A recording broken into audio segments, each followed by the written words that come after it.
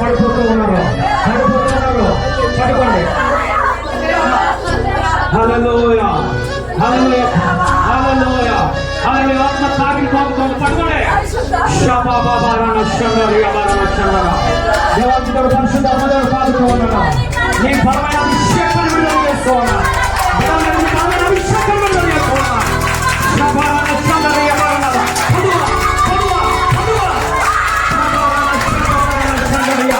హల్లెలూయా. నేను వారికి నింపుతూ ఉన్నాడు.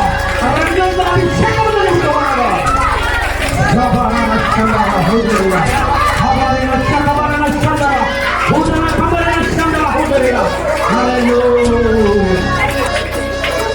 ఒక అంజూరపు చెట్టు వల్ల ఒక బిడ్డను చూస్తూ ఉన్నాం. ఇక్కడ ఒక పరీక్ష అంజూరపు చెట్టులో దేవాదేవుడు చూపిస్తూ ఉన్నాడు. ఇక్కడ త్వరలోనే పరీక్షబడుతూ ఉన్నాం.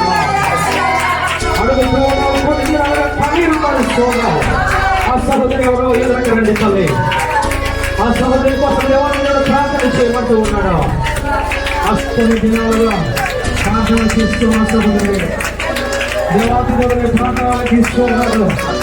నేను ఫలించాలి, యాజకులు వాడవాలని నువ్వు ప్రార్థన చేస్తున్నావు.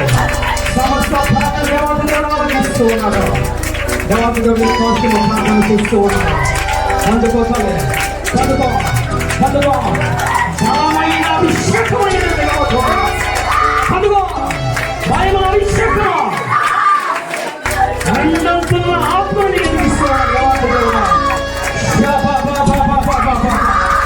ఒక ఏలిశ్వర వాడుకోతున్నాడు. సర్వలో ఉన్నాడు. ఒక ఏలిశ్వర ఒక ప్రవక్తను వాడుకోబోతున్నాడు.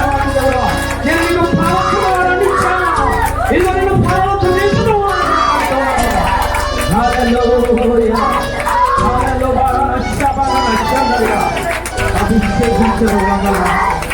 అభిషేకించిన వందలను ప్రభు నీ మహిమను చూపిస్తూ ఉన్నాడు. నీ మహిమను చూస్తూ ఉన్నాడు. హల్లెలూయా. కార్యము చూస్తూ ఉన్నావు. సంఘము కోసం వ్యాపిస్తూ ఉన్నావు సహోదరి. యవనస్తుల కోసం వ్యాపిస్తూ ఉన్నావు. యాజకుల ఆరోగ్యం కోసం వ్యాపిస్తూ ఉన్నావు. నేను సమస్యను ఎరిగి ఉన్నాను మాట్లాడుతూ ఉన్నాను. నేను నాట్యముగా మార్చబోతూ ఉన్నా. నేను సంతోషంగా మార్చబోతూ ఉన్నా. దేవాది దేవుడు నేను నిలబెట్టబోతూ ఉన్నా.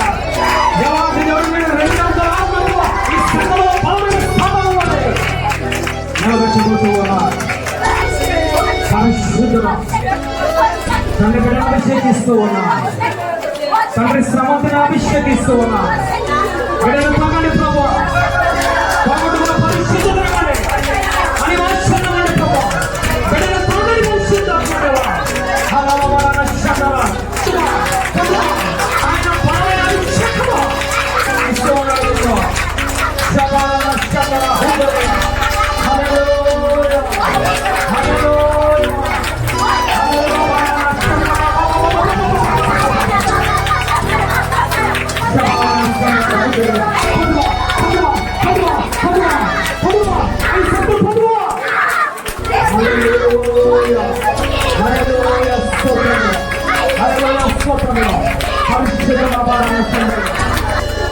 అయ్యా నీకు లొంగిపోతూ ఉన్నా. ఒక్కొక్కసారి నీకు వ్యతిరేకంగా నిలబడుతూ ఉన్నా. ఒక్కొక్కసారి నీకు వ్యతిరేకంగా ప్రవర్తిస్తూ ఉన్నా. ఒక్కొక్కసారి నీకు ఇదిగో ఒకనుకుంటూ ఉన్నాడు. కానీ కొన్ని బలహీనతలు మన ఎనకలాడుతూ ఉన్నాయి. ప్రభువా అని ప్రార్థన చేస్తూ ఉన్నావు. దేవాది దేవుడు నీతో మాట్లాడుతూ ఉన్నాడు. ప్రతి బలహీనత ఇష్టకరంలో కొట్టిస్తూ ఉన్నాడు. ఆయన ఆత్మను పొందుకోవాలి. అన్ని భాషలను మాట్లాడాలి. నేను ప్రవచనాలను ప్రవచించాలి. ఏదైనా దర్శనము చూడాలి. అనేక మంది కోసం ప్రార్థన చేయాలి. అడుగుతూ ఉన్నావు. పొందుకో. ఈ మధ్యకాల సమయంలో నీ వేదనను చూస్తూ ఉన్నాడు. దేవాది దేవుడు పొందుకో, పొందుకో. ఆయన బలాన్ని పొందుకో. ఆయన శక్తిని పొందుకో.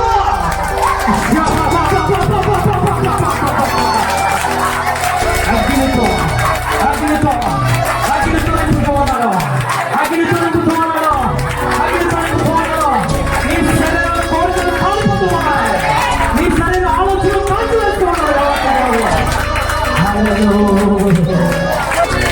సంఘాన్ని రెండవ రాకడ కోసం స్థిరపరుస్తూ ఉన్నానని మాట్లాడుతూ ఉన్నాను. నేను త్వరగా వస్తూ ఉన్నాను.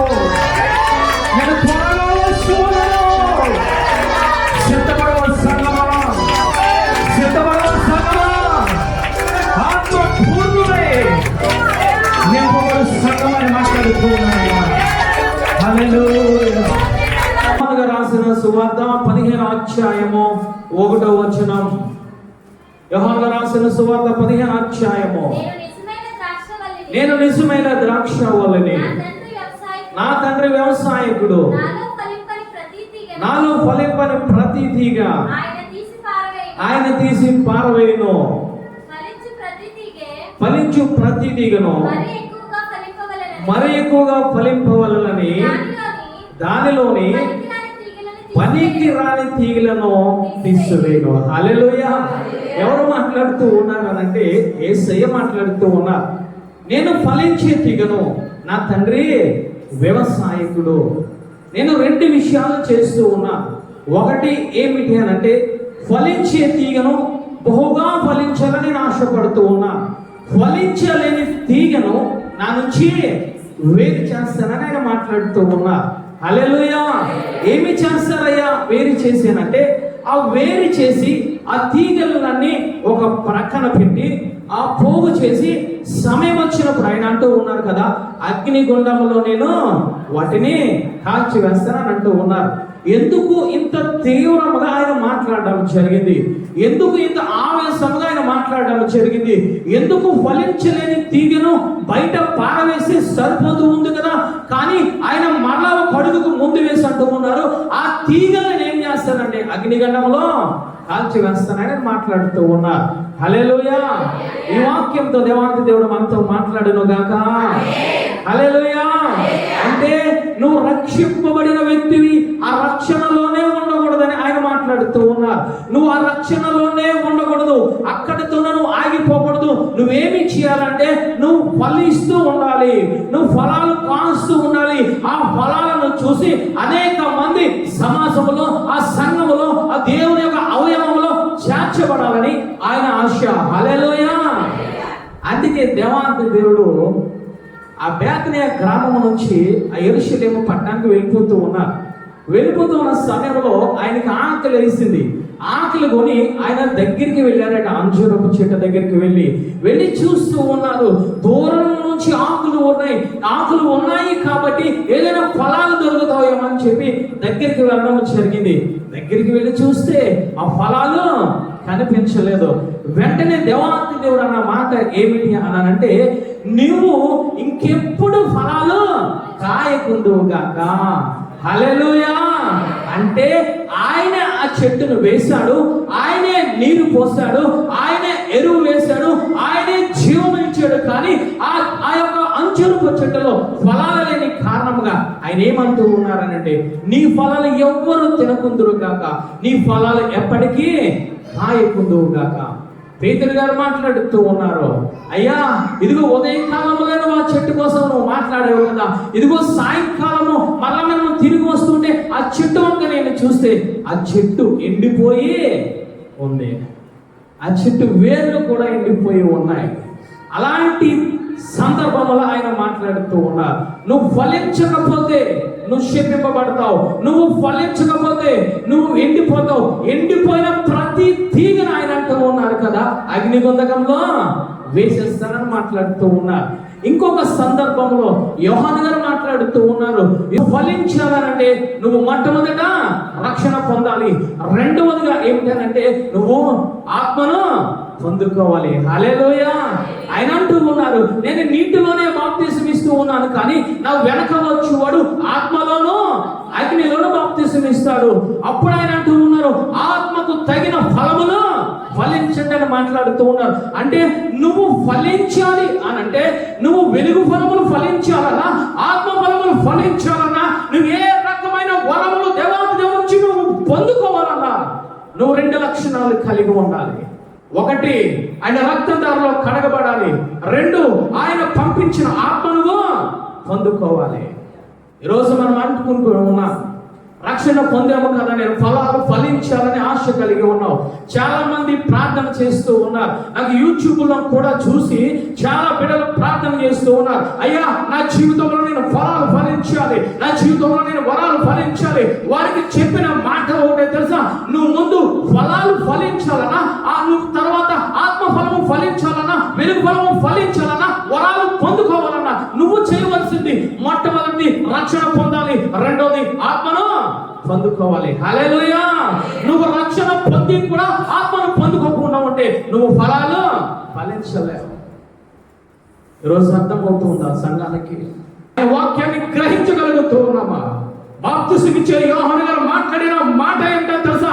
రక్షణ పొందాలి, ఆత్మలో నువ్వు ఆత్మను పొందుకోవాలి, అప్పుడు ఫలాలు ఫలించాలి. ఆ విధంగా నువ్వు రక్షణ పొంది ఆత్మను పొందుకోకుండా ఫలించకపోతే ఆయన అంటూ ఉన్నారు, చేతుల్లో గొడ్డలు ఉంది, చెట్టు వేరన పెట్టబడి ఉన్నది, ఎప్పుడు నరికి వేస్తాడో తెలీదు, ఎప్పుడు ఎండిపోతావో తెలీదు.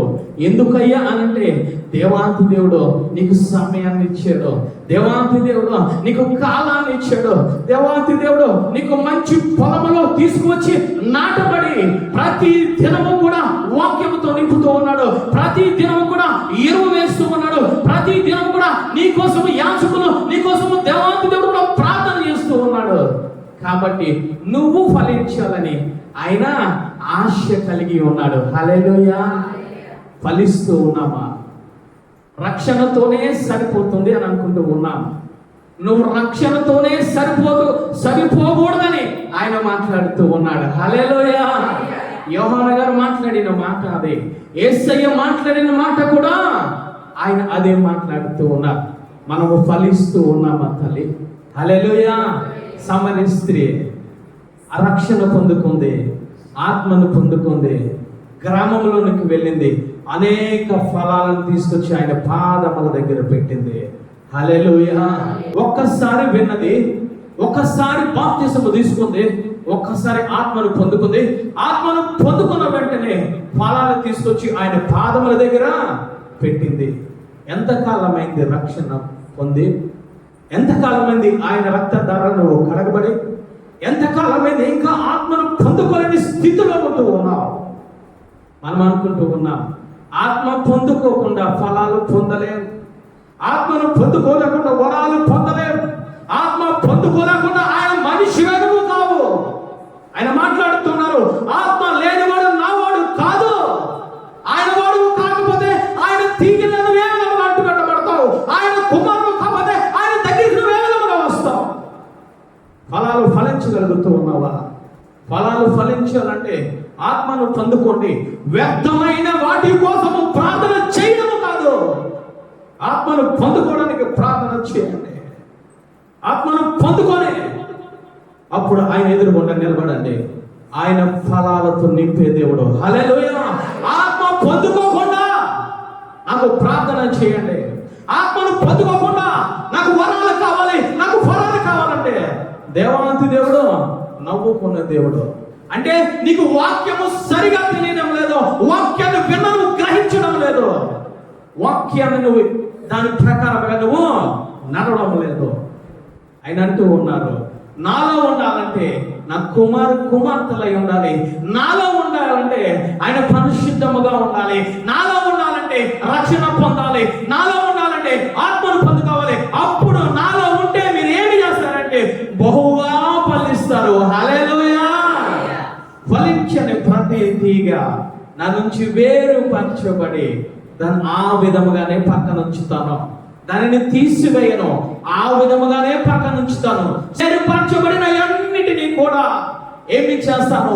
ఫలించలేని వాటిని అన్నిటిని కూడా, పక్కన పెట్టిన వాటిని అన్నిటిని కూడా ఒకానొక దినాన వాటికి లెక్క అడుగుతాను. వాడు ఎందుకు ఫలించలేదో కారణం అడుగుతాను. వారిని నీటి వాళ్ళ ద్వారా నాటబడిన ఆ మొక్క వలె ఉంచాలి, వాక్యము ద్వారా, ఆ ప్రార్థన ద్వారా నేను వారిని బలపరుస్తూ ఉన్నానే. ఎందుకు మీరు ఫలించలేదని అడిగిన తర్వాత వాటిని అన్నింటినీ అగ్నిలో పారవేస్తాను. హల్లెలూయా. ఒకటి అర్థమవుతుంది మనకి, రక్షణ పొందేస్తే నువ్వు పరలోకానికి వెళ్ళవు. హల్లెలూయా. ఆత్మలు చూస్తూ ఉన్నాడు, వరాలు చూస్తూ ఉన్నాడు, ఫలాలు చూస్తూ ఉన్నాడు. ఆయన ఎందుకయ్యా అనంటే దేవాతి దేవుడు నీకు జీవమని ఇచ్చాడు. దేవాది దేవుడు నీకు సమయాన్ని ఇచ్చాడు. 1, 2, 3 సంవత్సరములు కాదు, అనేక సంవత్సరముల మీద పెట్టాడు, నీ ముందు ఉంచాడు. వాక్యాన్ని బోధిస్తూ ఉన్నాడు, ఆయన ఎరువు వేస్తూ ఉన్నాడు, నీరును కడుతూ ఉన్నాడు. హల్లెలూయా.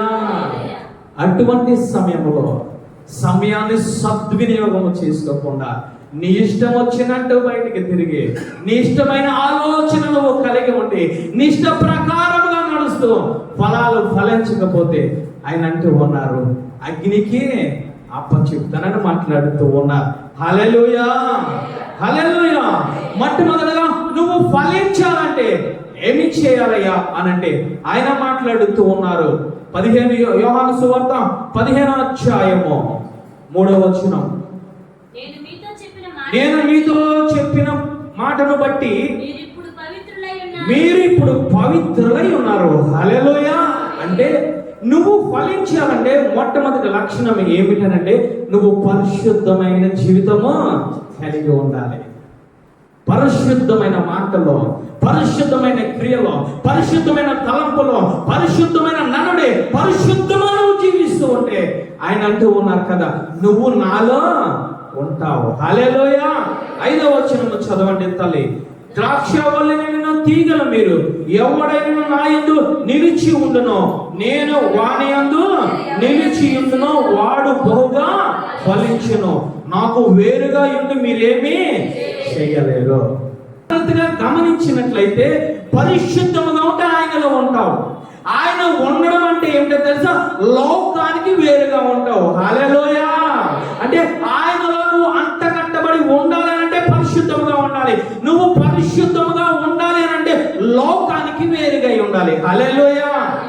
లోకానికి వేరుగా ఉండాలి. ఈరోజు దేవాంగ దేవుడు మాట్లాడుతూ ఉన్నాడు నీతో నాతో. లోకానికి వేరుగా ప్రత్యేకపబడి ఉంటున్నావా? నువ్వు ఒక ప్రత్యేకమైన బిడ్డగా ఉంటూ ఉన్నావా? ఒక ప్రత్యేకమైన కుటుంబంగా ఉంటూ ఉన్నావా? ఒక ప్రత్యేకమైన ఒక సంఘములో నువ్వు ఉంటూ ఉన్నావా? నువ్వంతా ఈ లోకంలో కలిసిపోకూడదు.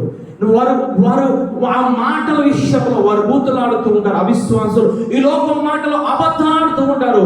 నీ నోటి మాట వారికి ప్రత్యేకింపబడి ఉండాలి. హల్లెలూయా. ఈ లోక మనుషులు వ్యక్తమైన వాటిని చూస్తూ ఉంటారు. ఆ వ్యక్తమైన వాటిని చూడకుండా నీ కళ్ళు ప్రత్యేకింపబడి ఉండాలి. వారు వ్యక్తమైన నాటలు నడుస్తూ ఉంటారు. ఆ వ్యక్తమైన నడతలు నడవకుండా నీ నడత ప్రత్యేకింపబడి ఉండాలి. వారు వ్యక్తమైనవి తలంపులు తరలిస్తూ ఉంటారు, మోసం చేస్తూ ఉంటారు, అన్యాయం చేస్తూ ఉంటారు. ఆ యొక్క నడతలో ఆ తలంపులను ఉండకుండా ఏమి చేయాలంటే నువ్వు ప్రత్యేకింపబడి ఉండాలి. హల్లెలూయా. అంటే నువ్వు లోకం నుంచి వేరే ఆయనలో నువ్వు అంట కట్టబడి ప్రత్యేకమైన జీవితాన్ని నువ్వు కలిగి ఉండాలని ఆయన మాట్లాడుతూ ఉన్నారు. అందుకే కీర్తనకారులు మాట్లాడుతూ ఉన్నారు. కీర్తన గ్రంథం 80వ అధ్యాయం 8వ వచనం.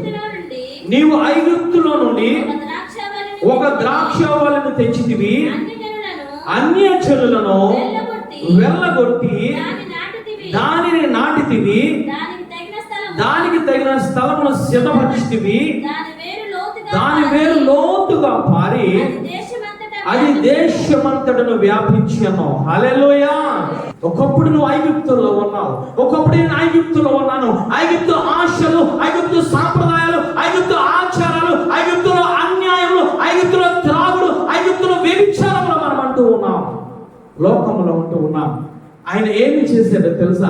ఆయన రక్తధరలో కడగబడి నేను ఒక ప్రత్యేకమైన బిడ్డగా ఒక ప్రత్యేకమైన సంఘములో నాటాడు. హల్లెలూయా.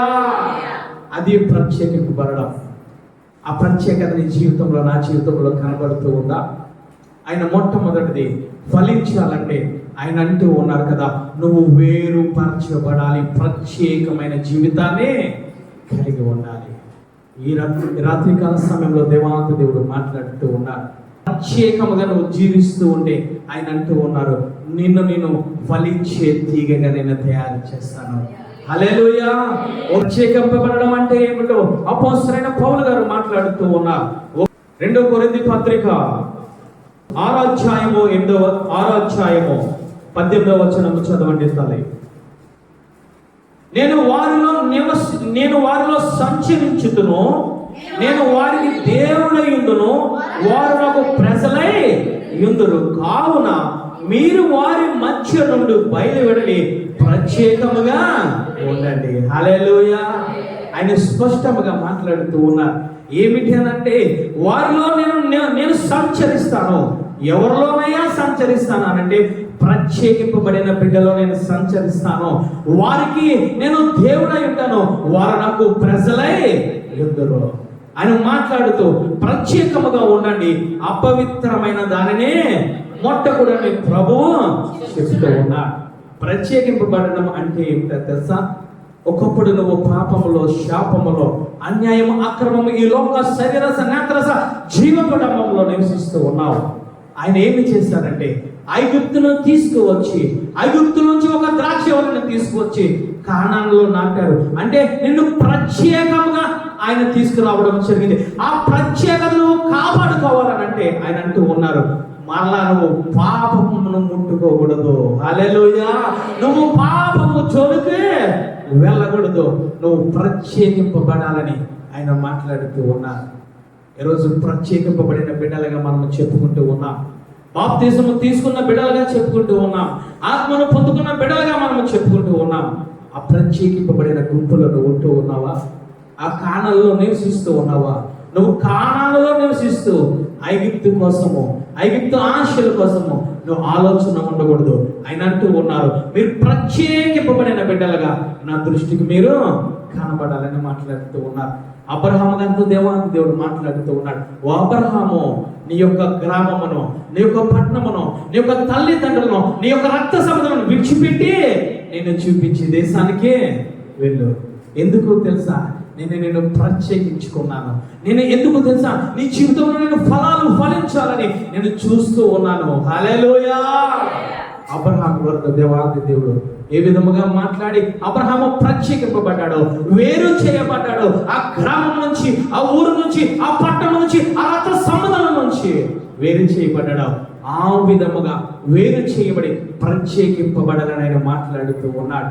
మొట్టమొదటిగా ఏమి చేయాలి ఫలించాలంటే నువ్వు ప్రత్యేకమైన జీవితాన్ని కలిగి ఉండాలి. రెండవదిగా ఆయన మాట్లాడుతూ ఉన్నారు, యోహాను గారు రాసిన సువార్త 15వ అధ్యాయం 3వ వచనం. 15వ అధ్యాయం 3వ వచనం. నేను మీతో చెప్పిన మాటను బట్టి మీరు పవిత్రులై ఉన్నారు. హల్లెలూయా. ఏమిటి అనంటే ఆయన మాట మనము రెండవదిగా వినాలి. ఆయన ఆజ్ఞలను మనము గైకొనాలి. ఆయన ఏ విధముగా ప్రత్యేకింపబడి నీతో మాట్లాడారో ఆ మాట ప్రకారంగా నువ్వేమి చేయాలో తెలుసా? వినాలి, గ్రహించాలి, నువ్వు గైకొనాలని ఆయన మాట్లాడుతూ ఉన్నారు. హల్లెలూయా.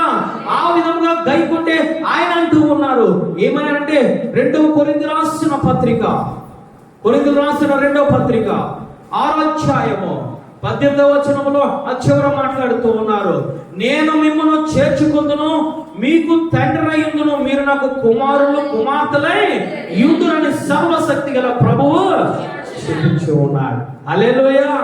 మొట్టమొదట నువ్వు ప్రత్యేకింపబడాలి. ప్రత్యేకింపబడిన వ్యక్తివి ఏమి చేయాలంటే ఆయన ఆజ్ఞలను గైకొనాలి, ఆయన ఆజ్ఞలను పాటించాలి, ఆయన మాటలను వినాలి. హల్లెలూయా.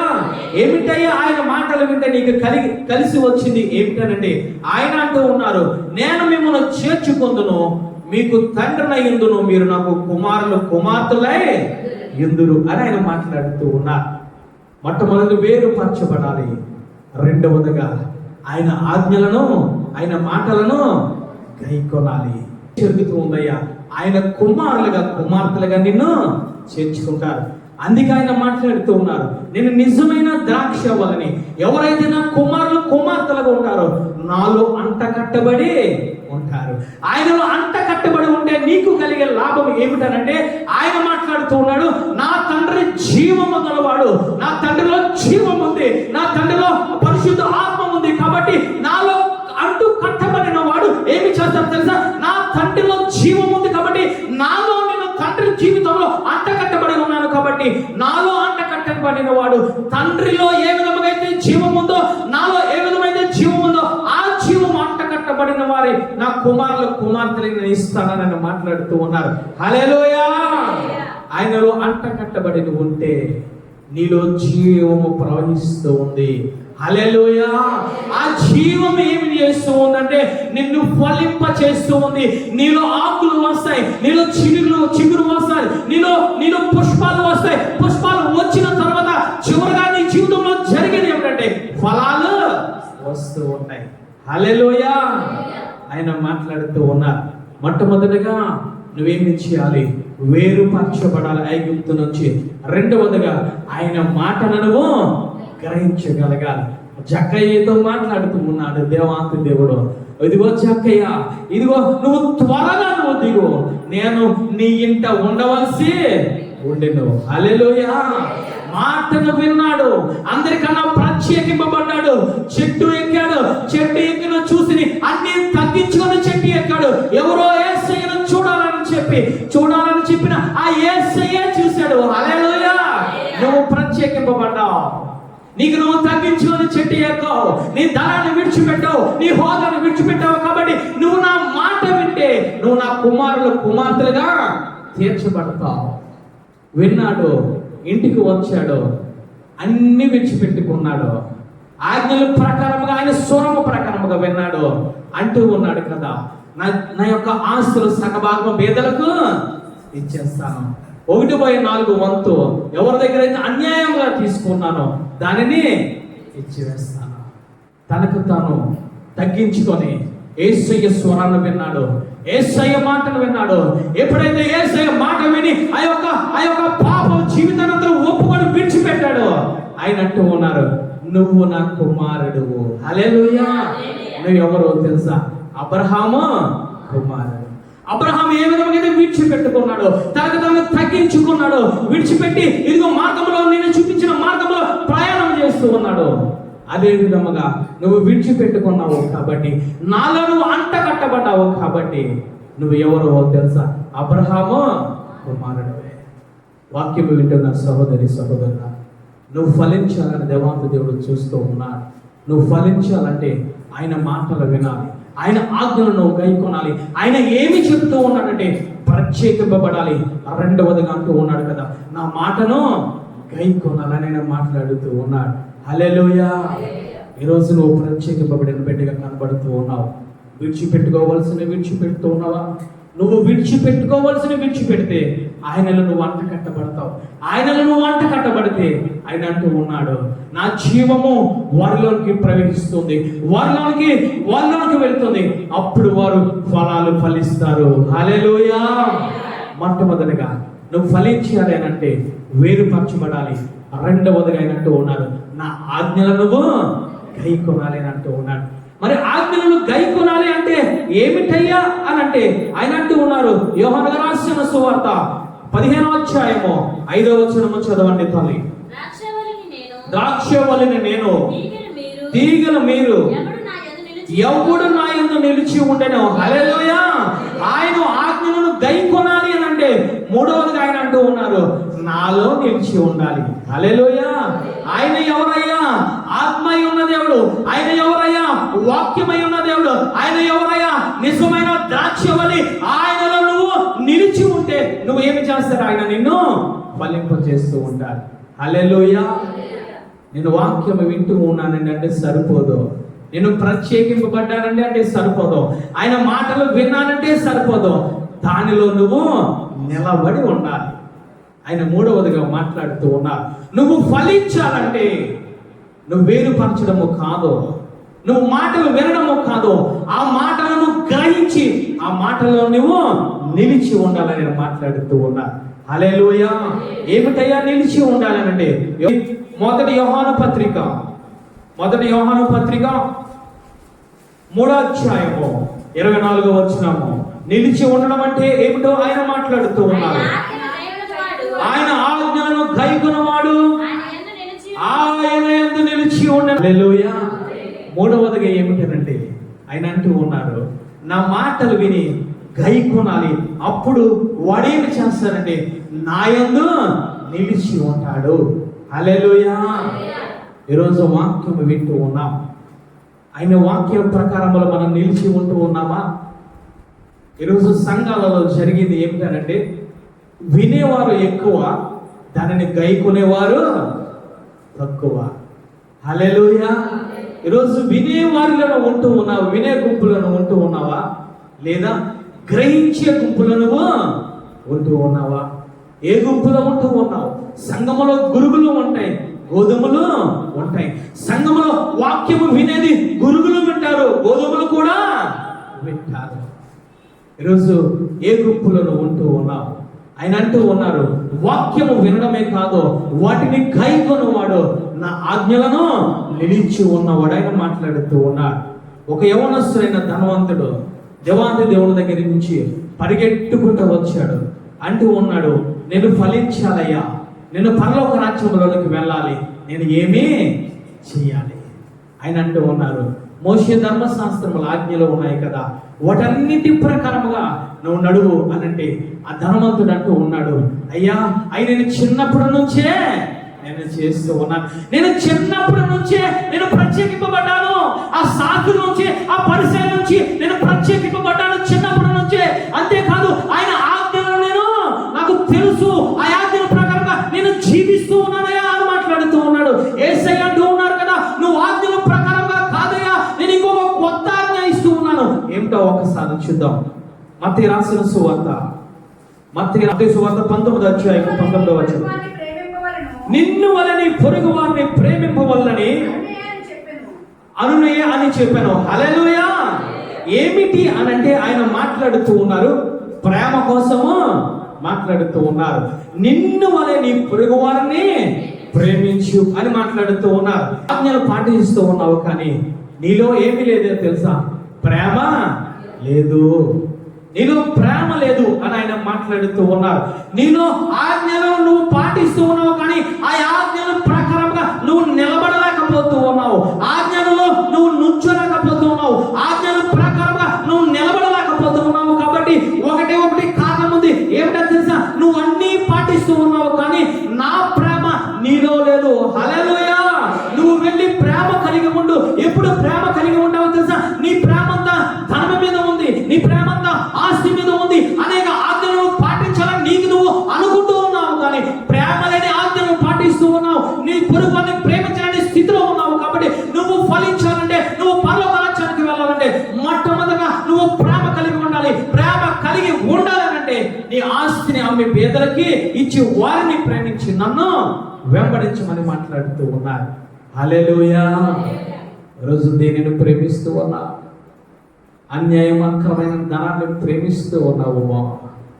వాక్యము నాకు తెలుసు, వాక్యాన్ని నేను రోజు నేను చదువుతూ ఉన్నాను, నేను ప్రార్థన చేస్తూ ఉన్నాను అనుకుంటూ ఉన్నావు. యవనస్తుడైన ధనవంతుడు అంటూ ఉన్నాడు, నేను వ్యభిచారము చేయడం లేదు, దొంగతనము చేయడం లేదు, నేను 10వ వంతు దశభాగము ఇస్తూ ఉన్నాను. ఆ రకంగా నువ్వు చేస్తూ ఉన్నావా? ఆ రకంగా నువ్వు జీవించగలుగుతూ ఉన్నావా? అతననే దేవాది దేవుడు అంటూ ఉన్నాడు, నీ ధనాన్ని అమ్మి ప్రేమ కలిగి ఉండి అప్పుడు నన్ను వెంబడించి మాట్లాడుతూ ఉన్నాడు. వెంబడించగలుగుతూ ఉన్నామా? ధనవంతుడు వ్యసన పడుతూ వెనక్కి వెళ్ళిపోయాడు. తల్లి ఫలించే జీవితం అతని జీవితంలో లేదు. అంటే అతను ప్రత్యేకింపబడిన వ్యక్తే, అతను ఆజ్ఞలను గైకొన్న వ్యక్తే, కానీ ఆజ్ఞలను ప్రకారంగా అతను నిలబడలేక స్థితిలో ఉన్నాడు. అటువంటి స్థితిలో నువ్వు జీవిస్తూ ఉన్నావు. అటువంటి స్థితిలో నువ్వు ఉండి, నాకు ఫలాలు కావాలి ప్రభా, నాకు వరాలు కావాలి ప్రభా, నేను ఫలించాలి ప్రభా, నా వల్ల అనేక రకమైన నాకు దీవెనలు కావాలి ప్రభా అని నువ్వు ప్రార్థన చేస్తూ ఉన్నావు. ధనవంతుడితో దేవాది దేవుడు మాట్లాడేది దేవుడు ఈ రాత్రికాల సమయంలో నువ్వు ఫలించాలంటే ఆయన అంటూ ఉన్నారు, ఆ ప్రత్యేకింపబడాలి, మాటను గైకొనాలి, గైకొనడమే కాదు ఆజ్ఞలలో నువ్వు నిలబడి ఉండాలి. హల్లెలూయా. నిలబడి ఉండాలి. ఈరోజు ఆజ్ఞల ప్రకారముగా మనము నిలబడి ఉంటూ ఉన్నామా? మనము పాటిస్తూ ఉన్నామా? నీ వల్ల నీ పొరుగు వారిని నువ్వు ప్రేమించగలుగుతూ ఉన్నావా, లేదా దూషించగలుగుతూ ఉన్నావా? ఆయన అంటూ ఉన్నారు, నువ్వు ప్రేమ కలిగి ఉంటే ఆయనలో అంట కట్టబడి ఉంటావు. ఆయన అంట కట్టబడి ఉంటే అప్పుడు నువ్వు ఏమి చేస్తావు అంటే నువ్వు ఫలిస్తావు. హల్లెలూయా. ఫలింపే జీవితం మన జీవితంలో ఉండాలి. ఎందుకు వ్యర్థమైన వాటికి సమయాన్ని మనం వెచ్చిస్తూ ఉన్నాం? ఆయన రెండవ రాకడలో అడిగేది ఏమిటి తెలుసా? మొట్టమొదటి, నువ్వు రక్షణ పొందుకున్నావా లేదా? ఆత్మను పొందుకున్నావా లేదా? మూడవది అడిగేది, నీ జీవితంలో నీకు సమయాన్ని ఇచ్చేది కాబట్టి, నీకు ఆరోగ్యాన్ని ఇచ్చేది కాబట్టి, నీకు జీవాన్ని ఇచ్చేది కాబట్టి, ఈ లోకంలో జీవించగలే ఆరోగ్య సుఖ సంపద నీకు ఇచ్చాను కాబట్టి, నేను ఫలించే జీవితము ఫలాలు నీలో ఉన్నాయి అని అడుగుతున్నా.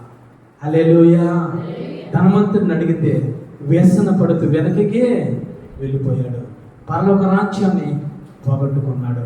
దేవాంత దేవుడు నీతో నాతో మాట్లాడుతూ ఉన్నాడు. తల్లి, నువ్వు ఫలించే తీగగా ఉండాలని ఏమి చేశాడో తెలుసా? యేసయ్య ఐగుప్తులోంచి నిన్ను తీసుకువచ్చి ఆయన రక్తదారుల నుంచి కడిగి నేనేమి చేశానంటే కానానులోనికి నాటాడు. కానాను అనగా పారులు తేనెలు ప్రవహించే ఆ ప్రదేశము, ఆ యెరూషలేము పట్టణము, అది సంఘము, అది సహవాసము.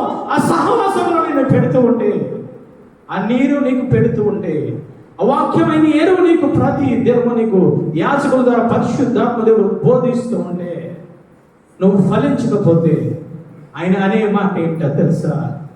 పక్కకు తీసివేస్తాను, ఫలించను తీగను, ప్రతి తీగను ప్రక్కన పెడతాను. ఒకనొక సమయం వస్తుంది, వాటిలన్నిటినీ పోగు చేసి నరకంలోనికి పడవేస్తాను. ఇంత రక్షణ పొంది ఇంత ఆయుస్సును దేవాంత దేవుడు ఇస్తూ ఉంటే వీటిని ఫలిస్తూ ఉన్నావు. ఈ లోకంలో సుఖ సంపదలకు ధాన్యాలు సంపాదించుకోవడానికి నువ్వు ఫలిస్తూ ఉన్నావు. ఆత్మీయ జీవితాన్ని దేవాంత దేవుడు అడుగుతూ ఉన్నాడు. ఆత్మీయ జీవితంలో ఫలాలు ఫలించగలుగుతూ ఉన్నావా? రక్షణ పొందితే సరిపోతుందని అనుకుంటూ ఉన్నావు. ఆత్మ సంగతి ఏమిటని మాట్లాడుతూ ఉన్నాడు. ఆత్మను పొందుకుంటే ఫలాలు సంగతి ఏమిటని ఆయన మాట్లాడుతూ ఉన్నాడు. హల్లెలూయా. దానికి సమాధానము చెప్పుకోగలుగుతావా? దానికి సమాధానము న్యాయపీఠము ఎదురకుండా నువ్వు నిలబడి నోరు తెరవగలుగుతావా? లేదా వ్యసన పడుతూ, ధనవంతుడు వ్యసన పడి లోకానికి వెళ్ళిపోయినప్పుడు వ్యసన పడుతూ నీకు నువ్వే నరకాగ్నిలో తీగ వలె కాలిపోతావా? నువ్వు నిర్ణయించుకో. దేవాంత దేవుడు మాట్లాడుతూ ఉన్నాడు. నాలుగవది ఏమిటి అనంటే, ఆయనలో నిలబడమే కాదు, వాక్యంలో నిలబడమే కాదు, నువ్వు నడవగలిగి ఉండాలని ఆయన మాట్లాడుతూ ఉన్నాడు. హల్లెలూయా. 1 యోహాను పత్రిక 2వ అధ్యాయము 6వ వచనం చదవండి. 2వ అధ్యాయం 6వ వచనం. వానిలో దేవుని ప్రేమ నిజముగా పరిపూర్ణమాయను, ఆయన యందు నిలిచి ఉన్నాడని చెప్పుకున్నవాడు ఆయన ఎలాగూ నడుచుకున్ననే అలాగునే ఆయనను నడుచుకున్న వాళ్ళ బద్ధుడై ఉండేను. హల్లెలూయా. మొట్టమొదటిగా నువ్వు ప్రత్యేకింపబడాలి. రెండవదిగా ఆయన ఆజ్ఞలను గైకొనాలి. మూడవదిగా ఆయన ఆజ్ఞలలో నిలిచి ఉండాలి. నాలుగవదిగా అంటూ ఉన్నారు, ఆయన ఆజ్ఞలలో నిలిచి ఉండడమే కాదు, ఆయన ఆజ్ఞలలో నువ్వు నడుచుకోగలిగి ఉండాలి. హల్లెలూయా. చివరిగా ఆయన మాట్లాడుతూ ఉన్నారు, ఆజ్ఞల ప్రకారంగా నడవగలిగి ఉండాలి. ఆయన నాలుగవది అంటూ ఉన్నారు, ఆజ్ఞల ప్రకారంగా నడవగలగాలి. ఆయన ఏ విధంగా నడిచాడో మనకు చూపించాడు, ఆ విధంగా నడవగలగాలి. యేసే ఏ విధంగా నడిచాడు అంటే శరీర దారి దుర్మలలో కన్నీళ్లతోనూ యాచనలతోనూ సమర్పించి భయభక్తులు కలిగి ఉండి నడుచుకున్నాడట. హల్లెలూయా. నడుచుకోవడం అంటే నువ్వు ఉపవాసం ఉండాలి. నడుచుకోవడం అంటే కన్నీటి ప్రార్థన ఉండాలి. నడుచుకోవడం అంటే ఆయన అంటూ ఉన్నారు, భయభక్తులు కలిగి నువ్వు ఉండాలి. హల్లెలూయా. నువ్వు భయభక్తులు కలిగి ఉండి నడుచుకుంటే ఆయన అంటూ ఉన్నారు కదా, నాలో అతను అంట కట్టబడి ఉన్నాడు. నేను ఏ విధముగా నడుచుకున్నానో ఆ విధముగా గైకొనువాడు, ఆజ్ఞలను గైకొని దాని ప్రకారంగా నడుచుకున్నవాడు నా కుమార్తె అయి ఉంటాడు. వాడేమి చేస్తాడంటే నాలో అంట కట్టబడి ఉంటాడు. హల్లెలూయా. వాక్యాన్ని వినడమే కాదు, వాక్యములో నిలబడమే కాదు, ఆయన అంటూ ఉన్నారు, నడవగలిగి ఉండాలి. హల్లెలూయా. అపోస్తలుడైన పౌలు గారు మాట్లాడుతూ ఉన్నాడు, నేను దేవుణ్ణి చూసి నడుచుకున్నాను, మీరు నన్ను చూసి నడుచుకోనండి. ఏ విధముగా నడుచుకున్నారయ్యా అపోస్తలుడైన పౌలు గారు?